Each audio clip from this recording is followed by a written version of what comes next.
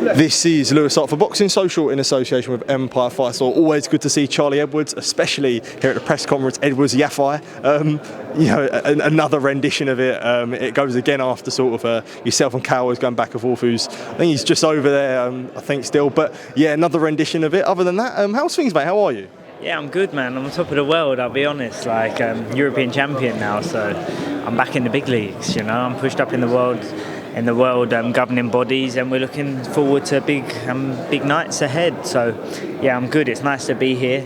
Nice to be in Edwards and Yafai, you know. And two proper fighters putting it all on the line, you know. Galal, fair play to him, stepping up to the mark. Hasn't even done a 12-rounder yet, and he's going into to fight former world champion in my brother, and he's going to be up against it in his hometown with all the pressure on him. So you've got to give him credit, you know.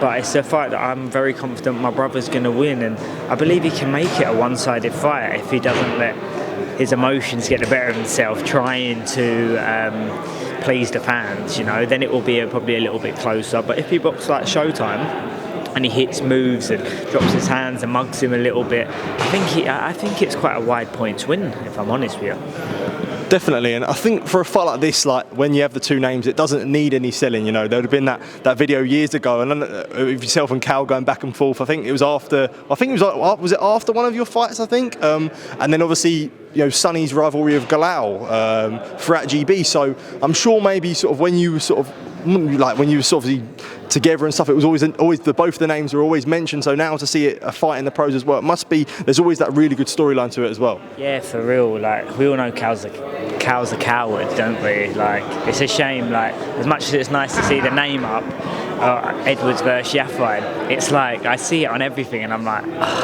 the one that got away. Like, I'm bitter about that because it was a big night that I was going to have in my career that he wouldn't give me, because he knew that I would not probably knock him out like his last opponent did to him. He lost a round, and that opponent's gone on to lose twice after that, bearing in mind. So I think everything materialised and everything showed what happened, why he done what he done, and that's the reason today. Eddie actually paid for my flights and expenses to get here.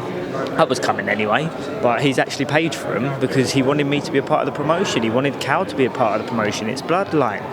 Imagine if we was all going at it. That would have built something. Like, they've got a lot of respect for each other, and that. But it would have heated. If me and Cal were sitting up there, mate, it would have heated because I would have told him about himself, you know. But that's why he was a coward again, and he chose not to and said, "No, I'm not doing that." So that's why I had to. Thank God I got him a little present from the airport, do you know what I mean? Mate, I've only been in Portugal for 24 hours, and I was flying back out this morning. I was like, what can I do just in case he's a coward and he won't let us promote the fight properly? So I bought him a duck because he ducked me. So I thought I had to ask him a question. How do you think, I led him down the garden path, how do you think Galal actually beats Sunny? Didn't hear what he said. He said quick or some pointless shit like that. I thought, yeah, this is my time now.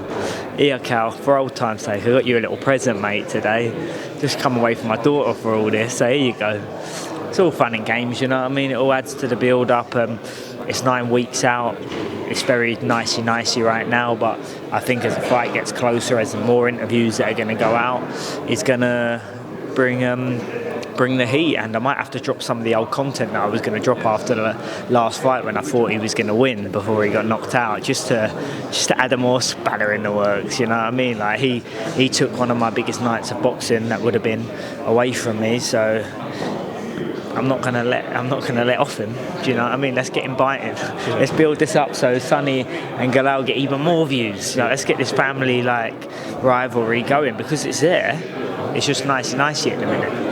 Definitely, and I know yourself and Cal have always had that back and forth and had it there. But I think, you know, asides of Sunny and Galal and yourself and Cal, there was obviously, I think Sunny and Gamal also had a bit of sort of a back and forth. Like, I think Sunny had a few choice words about Gamal. Like, is there anything you sort of want to add to that? Well, Gamal's the stupid one, so he's the one that we bait. We give him a little kick or a little sly comment, and he's the one who's bites on everything and makes himself look stupid, as well as that's the reason why my call-out video and stuff when I called Cow out went so viral because that fucking idiot was the one chirping his mouth off. Do you know what I mean? Which kept it engaging. And I was going back and forward, but do you know what I mean? They're both retired now. It's a shame. I said we could do an exhibition if you want. I'm sure they could do 6 rounds each, couldn't they? I'd go for 12. We'll get them in 6 and 6. Do you know what I mean? I thought I'd do it for charity. Put it out there. Yeah, definitely. And I guess, one thing I also sort of wanted to bring on now, it's gone on from, I guess you're in the same corner with Sunny now as opposed to Friday night. And even also Saturday night, I know you were sort of in the dressing room with Ebony Jones supporting her for a Commonwealth title win. In the corner, which is obviously the opposite corner as well. So, I guess just reflecting on all the madness of the weekend. It's been a mad week, It's been a surreal week. It's been a great one. It's been a very personal growth journey of mine. I went up against my brother, giving Thomas tactics to know that gives me the hardest fight. Which Thomas was tricky in there. Also, my old Jim, who's trained me, and not only that, Piers Goodjohn, but let's be real, Grant Smith was behind it as well in training camp and stuff. So it was a real personal growth level for me. And my wife supports Ebony with her nutritionist. She sponsors her with it, and they're really good friends. So we went down and supported her. So do you know what? It's a mad sport of boxing that we live in. It's a sports entertainment business. It was my duty to perform. It was my choice to take the fight. But it was also Sunny being a good manager and giving Thomas the best opportunity. So it all round, we all won. Do you know what I mean? And it was weird at times. We had our back and forward, but it brought me and my brother closer together than we've ever been since we were kids.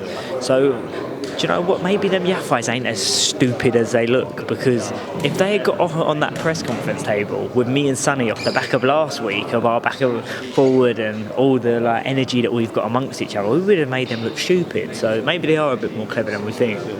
Yeah, definitely. And one thing I actually did want to ask you as well.